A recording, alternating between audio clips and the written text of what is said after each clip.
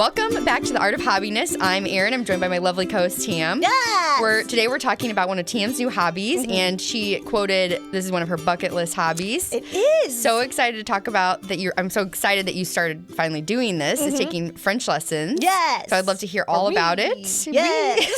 So bonjour. Bonjour, Let's get started with this chat. Yes. First, I would love to hear a little bit about, one, your history with French lessons or taking French, and then also what inspired you to really get back into it. Yeah. I've been really, when I was prepping for this episode, I really got excited about taking you guys, our listeners, and you on this journey, because I feel like if there is anything that could show you, and myself really, the progression that I have made in the hobby world, I think it's learning French as a language. First intro to learning French as a language in high school. I think everybody had to take a foreign language, right? Yep. Mine was Spanish, yep. Was it really? Yeah. So I took French. I don't really know why I picked French. I think nobody else was really doing it. It wasn't the popular one. I guess I just was trying to be original, whatever.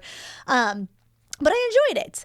But it was just high school. I just didn't really have any motivation. Right. And finished from there. You might move on with your life. I'm in college, never touch it. And then, I get to a point where I fast forward and I get established in my career early on, all those years ago. And that's when I think I first started realizing the early phases of the hustle and burnout, very early in my career. I realized how much I just put my head down and really was a studious, high-achieving student, get into a high-achieving job, and I was like, now what? At that point in time, I didn't have kids. I was with my long-term, husband. Long-term husband. I don't even know what that is. Long-term boyfriend, now husband. Well, maybe some people have short-term husbands. I don't know.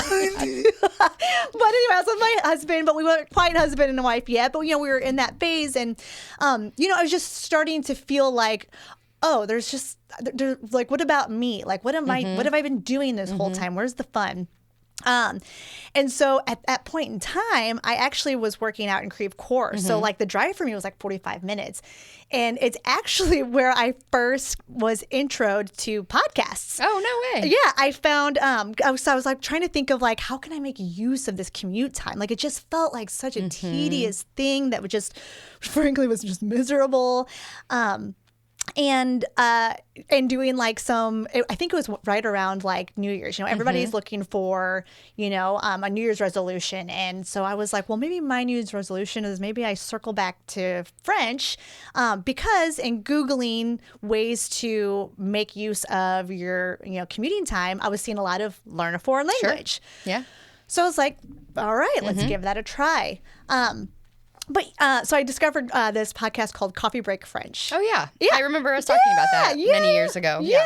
And so I used that. It's a really quick, 15-minute episodes, which was great because I could power through a couple of them, line a couple of them up before I got on the road, listen to them all the way there. And then, I would get through 6 or 7 episodes in a day. Yeah.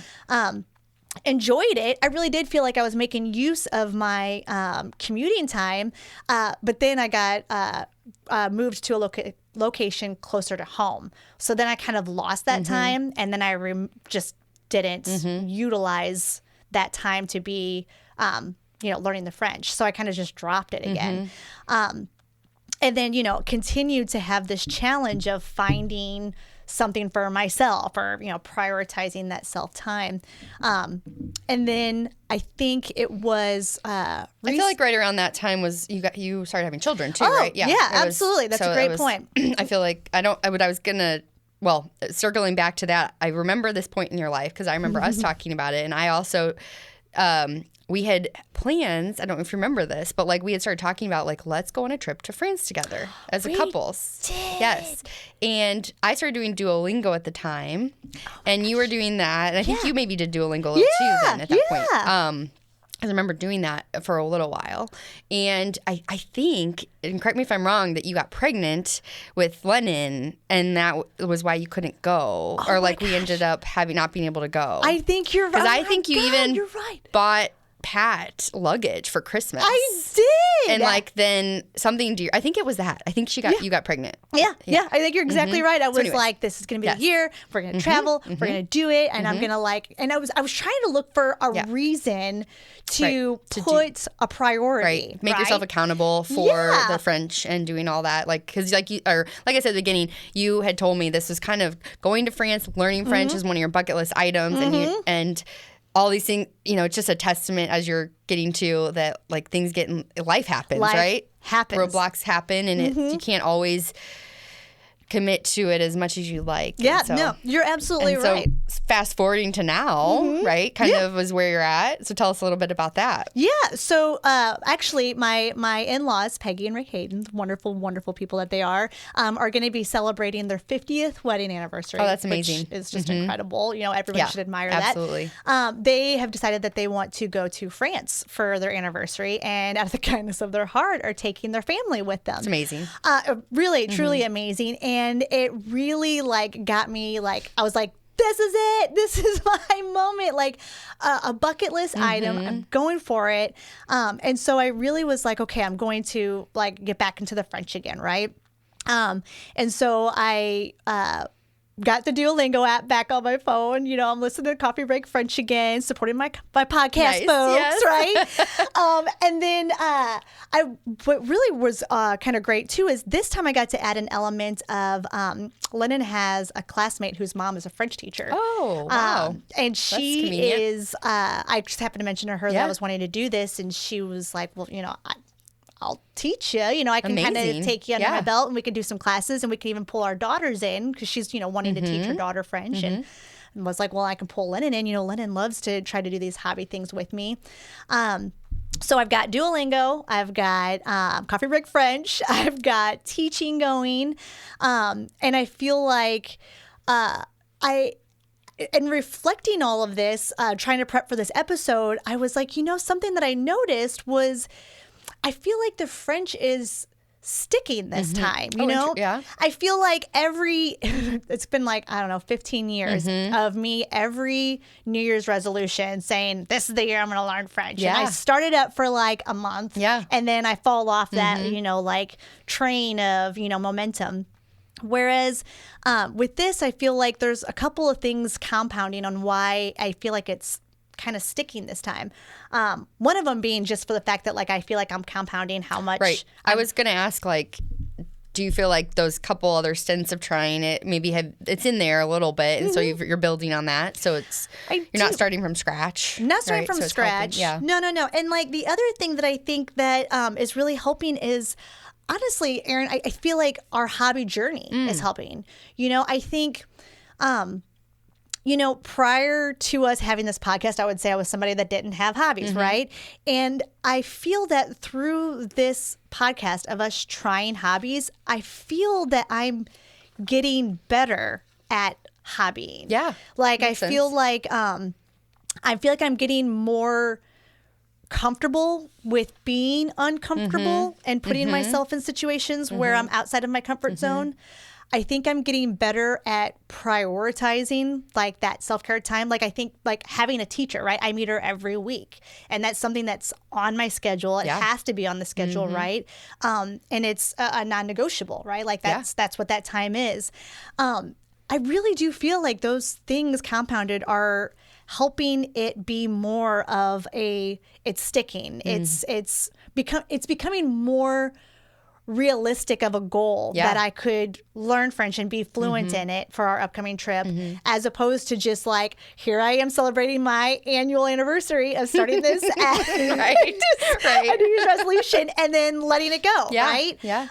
Do you feel as you've been trying hobbies, do you feel like you're getting better at hobbying, or I definitely, the learning curve better? Well, I don't know about the learning curve, but just the willingness to try new things, definitely, and then not being so fearful of trying to find time in the schedule. I think it's getting easier to make that time and prioritize that time. I think we've talked about before how we used to feel so guilty about taking any time for ourselves, and just doing it repetitively and realizing that the world doesn't end with our families or whatever because we're gone for a couple of hours. Right? You know, just in doing that, just like anything, like you're saying, if you put yourself out there, it's a little bit uncomfortable at first, and then you realize that you it's not that bad, you know? And so, yes, to answer your question, long story short, yes, I do feel like it's getting easier in many aspects, not just hobbies, but just putting yourself out there in a lot of aspects in life, kind of. It's kind of interesting how it translates across many areas of life. Well, and I even feel like my perfectionism wall, because you know, like learning a foreign language, like I feel like if you were to ask me right now, like how I would consider myself performing and learning the foreign language, I feel like I could read it really well. Really? I feel like if I was given something, I feel like I would have enough of a level that I could get an idea of what's going on, right? Hearing it, and if you're slow, I think I can keep up with you. But speaking, I don't think I could really sit here, I'm sure. and do all that. But you know, it's that perfectionism in me that, like, I feel like used to really hold on to like that. I feel that in learning a language, you really have to make sure that you fight that because, I mean, you're going to make mistakes, you're right? Gonna make mistakes, and I'm going to sound silly, right? Like trying to pronounce some of these words, like I just can't quite get my mouth like shaped as easily and quickly because it's foreign to me. And I was really beating myself up about that. And then, you know, my French teacher was like, you know, like think about just even our children, like English is their language, right? But look how long it takes them to actually speak it. Years. Like they understand you, they'll be able to kind of navigate what you're trying to guide them, but they don't actually get to communicate back to you until farther down. Right, years. It's difficult to learn a language. That's a good parallel. And I just didn't think about that. Like I was really beating myself up about that. And she was like, just even look at the kids who like, that's literally all they hear. So I think, I don't know, I guess what I'm trying to really put out there is just like, I really do believe there's a method to the madness that we're out there. We're trying to tell everybody, trust us. And like, no, I really feel like what the message is there's practice, you know? And I feel like, you know, when we started this, my biggest complaint was like, how does Pat have 7 hobbies? Right. And like, I don't have any. But in reviewing my history with learning French as a language, I think I get it now.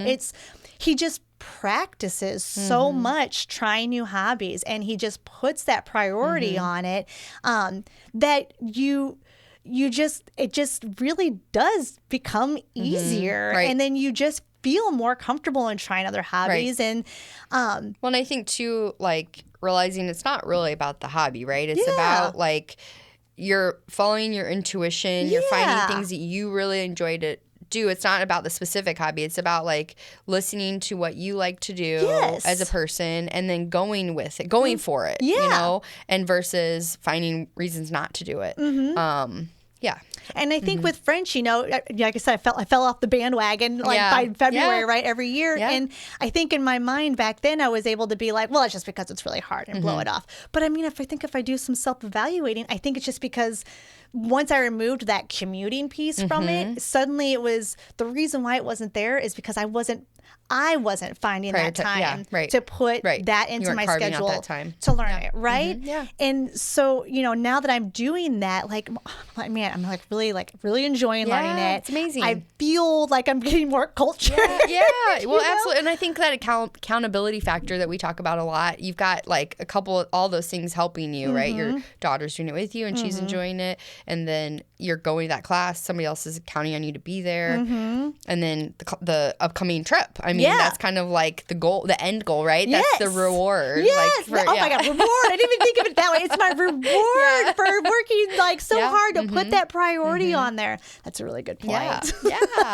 And have you gotten to the point where you can speak it at all yet or not? You're not there yet. I mean, I could say like basic, silly. Like I feel like I could, you know, say lots of pleasantries, right? I feel like I could greetings. Some greetings. I can order some food items if I wanted to, but like if somebody were to come up to me and have a conversation, I'd be like, that's spectacular for you. And but I hope that by the time I get to this trip that I would be able to have like hopefully a 5-year-old level of communication, right? Like just something that I feel like I just want to make sure that I feel like I guess I just always have this dream of just like me being able to just show up there and I'm like Emily in Paris. Yeah. Well, except for I'm trying to learn the language. Not as trendy, but I'm not quite as trendy and I'm trying to learn the language, Yeah. but like I still could like try to converse with people and make an effort. I feel like, she is so silly, but like she's actually a great example of like not caring what people think when it comes to trying the language, right? Yes. So I appreciate that aspect of it. So that's where I'm at. Is French was an opportunity for me to really encapsulate what hobbies have been for me, I love that. what that's looked like, and it helped me see the growth that I've made in the hobby arena. And I feel like I could say I'm starting to master like the hobby trying arena. Yeah. Right? I feel like I'm moving away from that perfectionism Tamara, that person that's got to do it all. Taking back your time. I'm taking back some time for yourself. Yeah. And you finding know out what? who you are. The crazy thing of it all, when I say crazy, I'm saying crazy to myself. The crazy thing of it all is not a single person has been upset with me for doing it. Nobody has made me feel bad for it. Pat has been undeniably supportive. My daughters are finding stuff that they like. Like it just shows that like literally no one's gonna die with you trying to just take time for yourself. It's you can feel guilty in the beginning. That's normal. Just keep practicing. You're gonna get really good at it. And like I can tell you that doing French this time, I've had zero guilt in trying to do it. That's amazing. Yeah, that's such a cool place to be. 2 thumbs way up. Yeah, 5 out of 5. 5 out of 5. That's amazing. That's from a sink out of sink. I think that's 5. Well, I love it. So that's so inspiring, Tam. Oh, I think I'm so proud of you and happy for you that you found something you really like, and that I look forward to seeing it progress. Yes, my journey. Yeah, it's next so time cool. I'm gonna do this episode all in French. Yeah, that would be amazing. Maybe like in 6 months. Okay, right? 6 months. Fair enough. But no, I think that it's very inspiring to see your journey, hobbying journey, and just becoming more confident in that, and just in life in general, right? So I think that's so cool. Thank you. So, well, I hope our listeners enjoyed this episode today about Tam learning French lessons, but it's also so much more than that. Yes. We hope that you want to follow us, and we'd love if you give us a 5-star review. That would mean so much to us. But, really just we're all about diving into self-care and prioritizing me time, and with a dabbling in hobbies. So we hope you follow us on our journey. We'd love to hear from our listeners about what they're doing in their lives that's helping improving their lives. So come back for more. Come back for more. Bye. Au revoir.